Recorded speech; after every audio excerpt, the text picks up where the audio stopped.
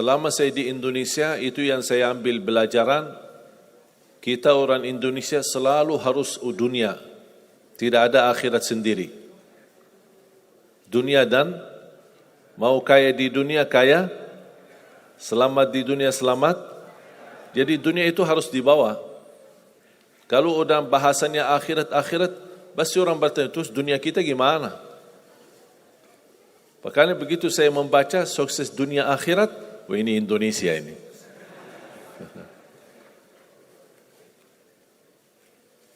Bahkan hampir setiap ibadah kita pasti yang dikejar dunia.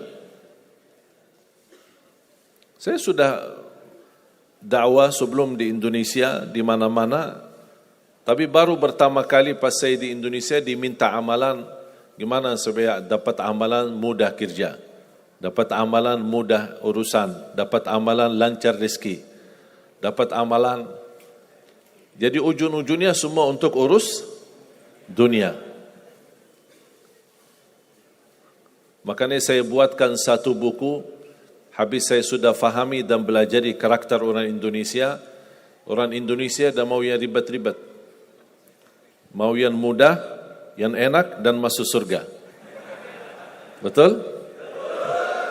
Makanya saya buatkan satu buku, 20 amalan mudah tapi pahalanya sangat menakjubkan. Mudah diingat, mudah dihafal, mudah diamalkan, tapi pahalanya sangat luar biasa.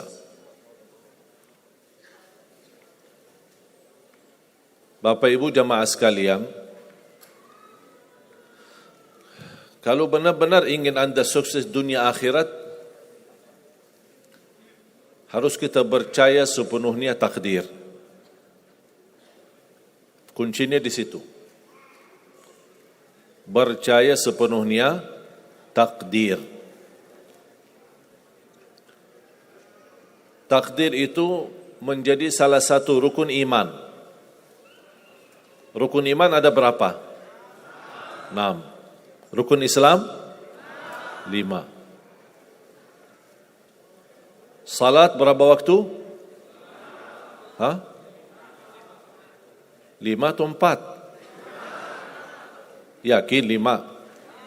Soalnya benar tak salat subuh.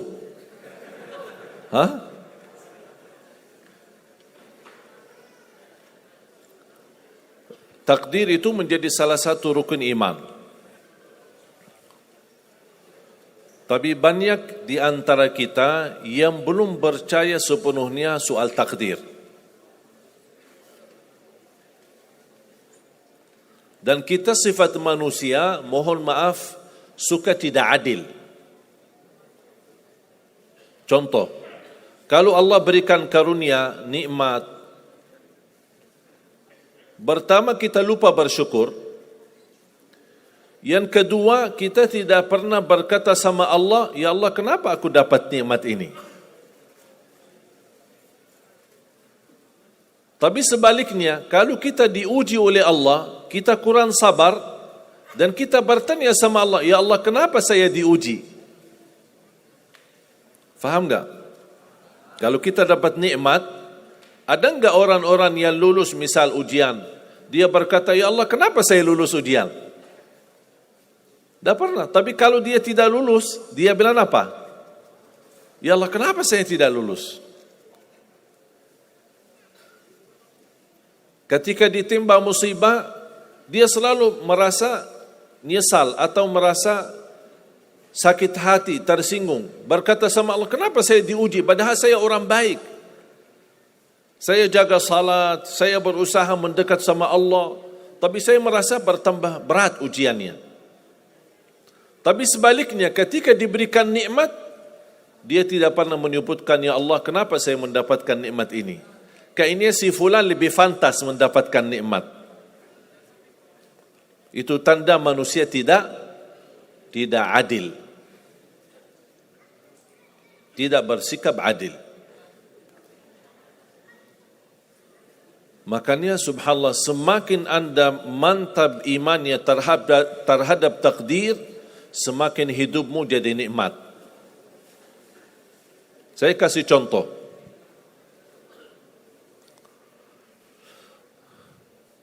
tidak ada persoalan masalah takdir baik.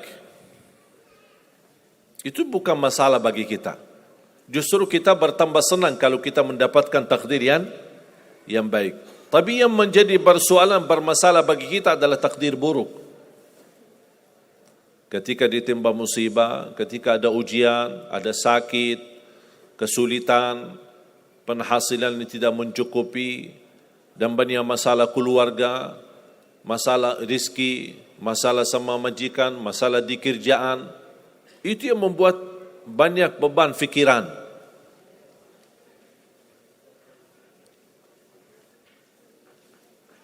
Tapi kita harus tahu, sebenarnya walaupun takdir itu ada baik, ada buruk,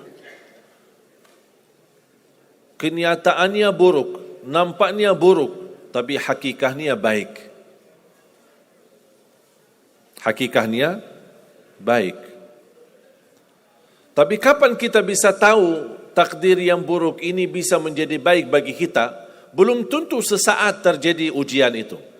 Bisa jadi belakangan, bahkan bisa menjadi sekian lama baru kita tahu dan sadar ternyata takdir itu baik bagi kita.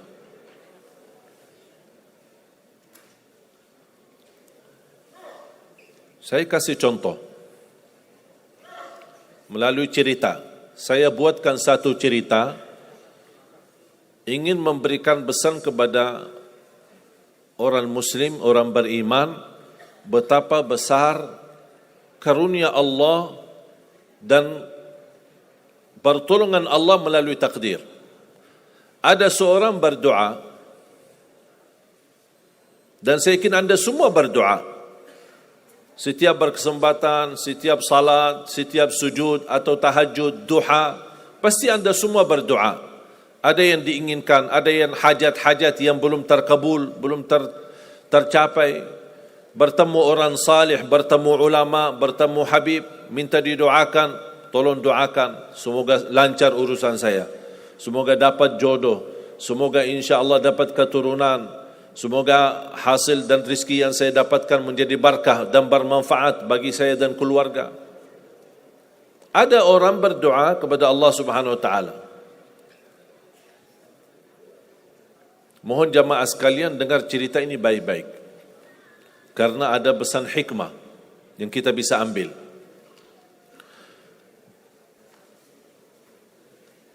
Orang ini berdoa tapi tidak melebihi selain doa meminta jodoh yang salihah, yang cantik, yang kaya.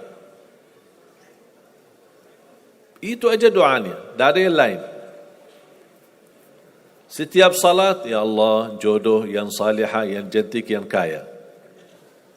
Tahajud, ya Allah, jodoh yang salihah, yang cantik, yang kaya. Doa pas buka puasa, itu aja doa, tak ada yang lain. Tidak minta ampun, tidak minta rahmat, tidak minta karunia, tidak minta keselamatan. Butuh banget ini jodohnya. Dapat rezeki sedikit, dapat kemudahan berangkat haji. Selama dia berhaji, selama dia tawaf 7 kali, itu aja doanya. Ya Allah, jodoh yang salihah, yang cantik, yang kaya. Safa Marwah sa'i, ya Allah, jodoh yang salihah, yang cantik, yang kaya. Tak ada yang lain. Ketika satu malam dia sudah di tengah air, berjalan malam hari santai-santai di kampung sambil membayangkan jodohnya, menghayal bagaimana cantiknya. Pas di dalam perjalanan dikejar anjing. Dia lari, dan justru anjing semakin lari semakin dikejar. Makanya kalau ketemu anjing jangan lari. Akhirnya anjing berhasil gigit kakinya, berdarah. Datang mobil ambulan, dibawa ke rumah sakit. Di dalam mobil ambulan dia merasa menghadapi ujian, dan dia berkata, ya Allah, selama ini saya berdoa minta jodoh yang salihah, yang cantik, yang kaya, masa dikirimkan anjing? Dia belum tahu ada apa. Dan ini yang sering kita lakukan, terlalu cepat respon dan berkata yang tidak baik ketika kita diuji oleh Allah, sedangkan kita belum tahu apa yang akan terjadi sesudah itu. Ambulan dibawa ke rumah sakit, dan subhanallah dirawat di rumah sakit seorang dokter yang cantik, yang salihah, yang kaya, jadi jodohnya. Ada hikmah enggak digigit anjing? Buruk enggak kejadian itu? Buruk, digigit anjing pasti buruk. Tapi ternyata di dalam keburukan Allah menyediakan sesuatu kebahagiaan, sesuatu kebaikan, tapi kita belum tahu. Ternyata Allah sudah kabulkan doanya. Allah sudah kabul. Cuman kadang-kadang proses menabulkan doa itu ada di antara doa kita yang memang prosesnya lewat takdir buruk. Allah sudah kabul. Kata Allah, aku sudah kasih. Tapi tunggu. Seperti ini orang, doanya terus, ya Allah jodoh yang salih, yang cantik, yang kaya. Jodoh yang salih, yang cantik, yang kaya. Allah sudah kabulkan doanya, tapi jodohnya ada di rumah sakit. Berarti harus sakit dulu. Gimana cara sakit dulu? Allah punya bermacam cara, berbagai macam cara. Bisa sakit, tiba-tiba sakit, bisa apa saja alasannya. Di antaranya tentara Allah yang ada di bumi, semua yang bernyawa makhluk Allah, patuh dan taat kepada Allah Subhanahu wa taala. Di antaranya anjing. Allah perintahkan gigit si fulan biar ketemu jodohnya di rumah sakit. Jalanin tugas. Memang kita menyesal ketika terjadi kecelakaan, tapi kita tidak tahu apa hikmah di belakang kecelakaan itu. Dan sering saya bilang sama jamaah, mudah-mudahan Allah kabulkan semua hajat-hajatmu. Walaupun digigit, mau enggak digigit anjing dulu?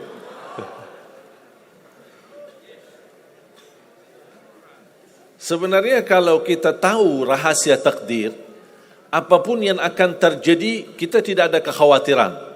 Karena kita tahu sesudah ujian ini pasti ada sesuatu kebaikan. Dan yakini Bapak Ibu, Allah Subhanahu wa taala Maha baik. Allah tidak senang menyusahkan hambanya. Tapi kadang-kadang proses untuk menuju kebaikan ada kesulitan dan tantangan. Seperti cerita seorang bapa yang bercita-cita untuk berhaji. Saya bertemu seorang jamaah, usia sudah mungkin 80-an, 80 tahun lebih. Saya pas bertemu diceritakan ini marbot masjid, ahli masjid. Saya berdialog bertahun-tahun, Masya Allah, kerjaannya hanya lap-lap masjid, bersihkan masjid, jaga masjid. Saya berkata sama beliau, Pak, apa yang Bapak inginkan?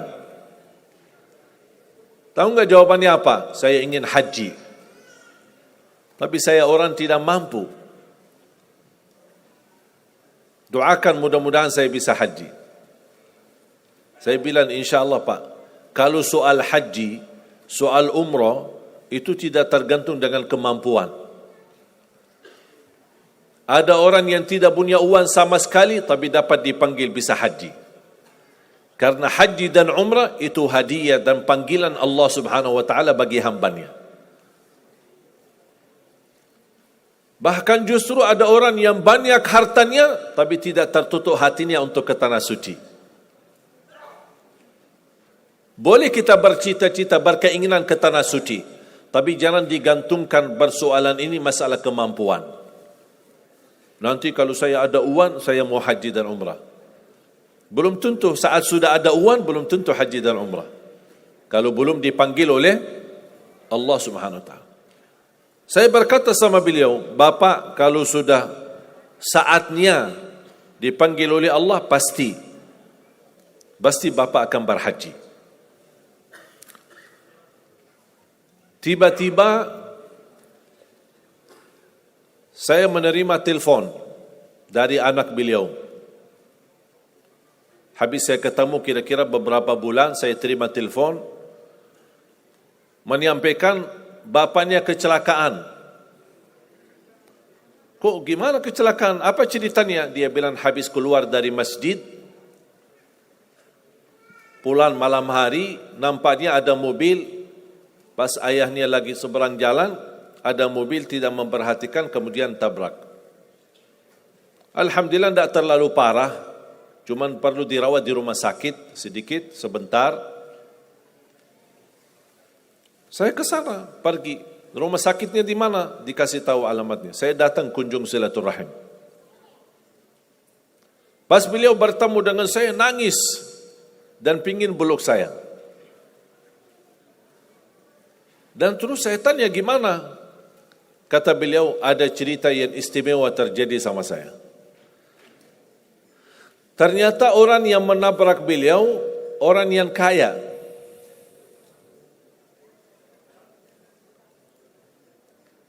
Habis itu, orang yang kaya minta maaf sama si bapak ini. Mohon maaf Pak Haji, mohon maaf Pak Haji. Beliau tambah nangis. Orang kaya bingung, ya kenapa sih setiap mohon maaf, malah nangis dia. Ditanya, kenapa Pak nangis? Sakit? Tidak, karena Bapak dari tadi bilang Pak Haji, sedangkan saya belum haji. Tertutup hati orang yang kaya, yang dia sediakan biaya haji dan bisa berangkat. Dan kata beliau, betul apa yang disampaikan ketika pertama kali bertemu. Kalau sudah saatnya dipanggil oleh Allah, pasti bisa ke tanah suci. Walaupun ditabrak mobil. Berarti intinya apa? Apa yang saya ingin sampaikan, jangan ada yang merasa menolong atau merasa sakit hati atau merasa tersinggung ketika menghadapi ujian. Merasa belum terkabul keinginannya, Allah sudah kabulkan. InsyaAllah tidak ada di antara kita yang ditolak doanya. Cuman kita mohon maaf kadang-kadang buru-buru. Ingin selalu semuanya cepat. Kadang-kadang kalau terlalu cepat apa yang kita inginkan kita dapat, itu bahaya juga. Dan Allah ingatkan, kalau manusia, Allah tidak sulit menjadikan manusia semuanya kaya. Kalau sekarang saya bertanya, mau enggak semuanya jadi orang kaya? Pasti mau, siapa yang tidak mau? Coba bayangkan, kira-kira sulitlah bagi Allah menjadikan semua manusia di bumi kaya raya? Sulit tidak? Tapi pertanyaan saya, kira-kira berjalan hidup kita enggak kalau kita semuanya kaya? Bisa berjalan lancar? Masa enggak? Semuanya kaya raya. Gimana kehidupan kita sehari-hari? Berjalan lancar tidak? Kenapa tidak? Saking banyak kekayaannya. Kalau semuanya kaya, memang sulit menjalani kehidupan. Contoh, cari supir, siapa yang mau supirin kita? Sama-sama kaya. Datang minta tolong sama teman. Boleh enggak ini cariin supir? Aku aja lagi cari supir, dah dapat. Mau punya perusahaan sendiri, butuh tenaga kerja kan? Semuanya orang kaya. Buat apa kalau mereka semua kaya, masing-masing punya pabrik, tapi tidak ada yang bekerja? Sulit enggak jalan hidup? Sulit. Sama sebaliknya, kalau semuanya di bumi miskin, susah. Kira-kira gimana hidup kita? Ya susah juga. Tidak bisa lancar hidup di dunia. Setiap ada orang datang minta tolong, Pak, apalagi saya Pak? Saya aja susah. Tapi makanya ada hikmah. Allah menjadikan ada yang kaya, ada yang miskin. Yang kaya menutupi kebutuhan yang miskin, miskin juga menutupi kebutuhan yang kaya. Saling mengisi. Supaya apa? Supaya dunia ini berjalan. Hidup kita berjalan. Tapi coba bayangkan kalau semua orang kaya tidak mau membantu orang miskin. Dan semua orang miskin sombong dan mau melayani orang kaya. Gimana kehidupan kita? Susah. Makanya jemaah sekalian, kunci anda sukses dunia akhirat, percayalah takdir. Dan semua takdir itu baik, tapi kita belum tahu rahasianya.